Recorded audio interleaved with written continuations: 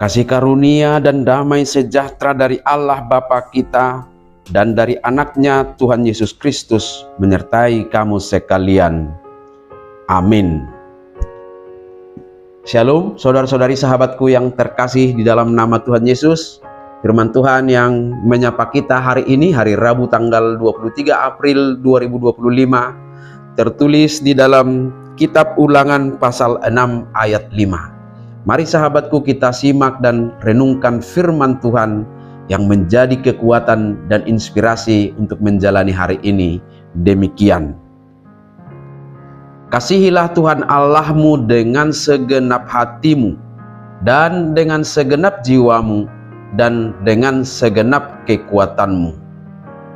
Jala ikon haholongammu Jehovah debatam sian nasa roham dohot sian nasa ate-atem dohot sian nasa gogom.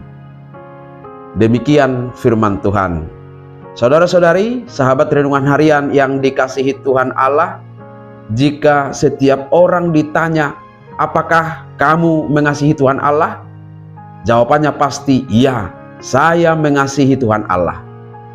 Tetapi jika kita memahami esensi atau hakikat atau inti yang paling mendasar dari kasih itu, maka sesungguhnya akan sangat sulit mengatakan, ya, aku mengasihi Tuhan Allah.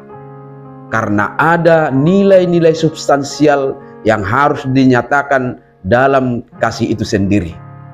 Kalau kita mengacu kepada bentuk konkret kasih Allah kepada kita, kita dapat melihatnya dari Injil Yohanes pasal 3 ayat 6. Karena begitu besar kasih Allah akan dunia ini, sehingga ia rela mengaruniakan anaknya yang tunggal, supaya setiap orang yang percaya kepadanya tidak binasa, melainkan beroleh hidup yang kekal. Nilai pengorbanan menjadi esensi dari kasih itu sendiri. Maka bercermin dari kasih Allah kepada kita, kita pun diajak untuk menunjukkan kasih itu secara konkret.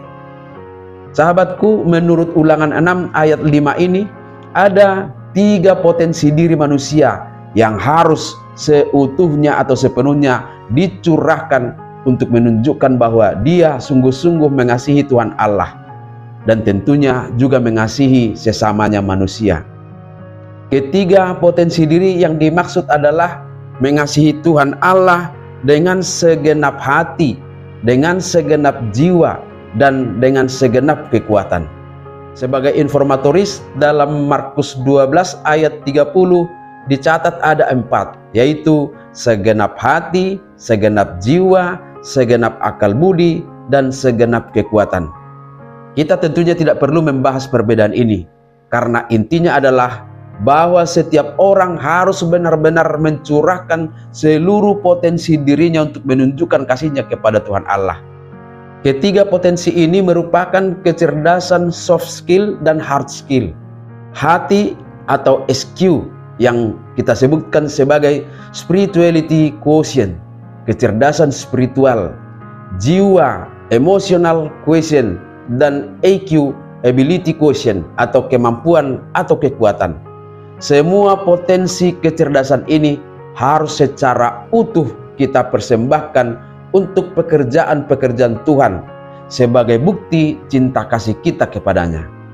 Implementasi kasih kepada Tuhan Allah tentu harus terwujud dalam kasih kita kepada sesama manusia. Sahabatku semua, nas harian ini mengingatkan kita bahwa menunjukkan citra sebagai seorang Kristen yang benar-benar mengasihi Tuhan tidak cukup hanya dengan kata-kata, hanya dalam bentuk ritual ibadah-ibadah, melainkan harus nyata dalam tindakan atau perbuatan.